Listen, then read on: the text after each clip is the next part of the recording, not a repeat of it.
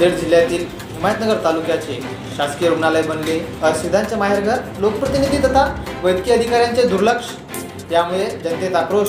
कोणत्याही सुविधा रुग्णांना न मिळत असल्यामुळे संपूर्ण आक्रोशाचे वातावरण निर्माण झालेले आहे। यामुळेच रुग्ण व हिमायतनगर तालुक्यातील नागरिक, लोकप्रतिनिधी तथा शासकीय रुग्णालयातील वैद्यकीय अधिकारी व कर्मचारी यांच्यावर आक्रोश दाखवत आहेत। तरी शासकीय रुग्णालयामध्ये उपचार घेण्यासाठी गेलेल्या रुग्णांना कोणत्याही प्रकारचे योग्य त्या सुविधा मिळत नाहीत। वैद्यकीय अधिकारी दुर्लक्ष करीत असल्याचेही येथील रुग्णांनी व त्यांच्या नातेवाईकांनी न्यूज चॅनलशी व पत्रकारांशी बोलताना सांगितले आहे।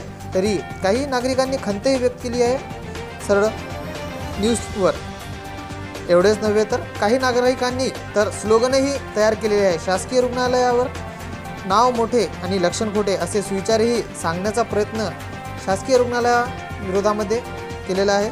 तरी पाहणी केल्यानंतर सातत्याने असेच लक्षात आले की शासकीय रुग्णालयामधील वैद्यकीय अधिकारी तथा कर्मचारी हे रुग्णाविरुद्ध दुर्लक्ष व दुराभाव तयार करत आहेत। यामुळे नागरिक त्रस्त असून यांनी सरळ पत्रकारांशी गुहार लावत न्याय मिळवण्याचा व शासकीय रुग्णालयातील सुविधा चांगल्यारीत्या व वाढवण्याचा प्रयत्न केला आहे। याबाबत पत्रकारांशी बोलताना काही नागरिकांनी संपर्क साधला। त्यांच्याकडून जाणून घेऊ त्यांची खंत व कोणकोणत्या सुविधा शासकीय रुग्णालयामध्ये उपलब्ध नाहीत व वैद्यकीय अधिकारी कशा प्रकारचा दुराभाव रुग्णांशी करत आहेत।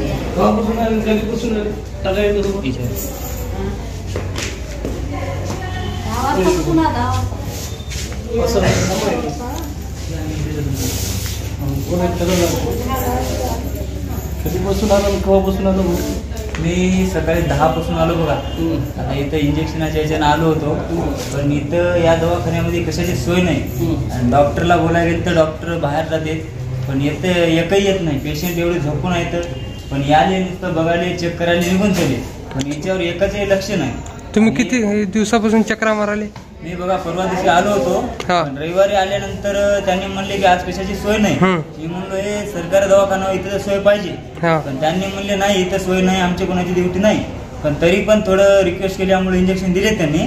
पण आज आलं तर आज एकच बी हे नाही, ते डॉक्टर म्हणतील की बा आलं तेव्हा तुम्ही घ्या इंजेक्शन, असेल तर घ्या नसेल तर नाही आमच्याकडे, असं म्हणून त्यानं थोडं उत्तर देत आहे।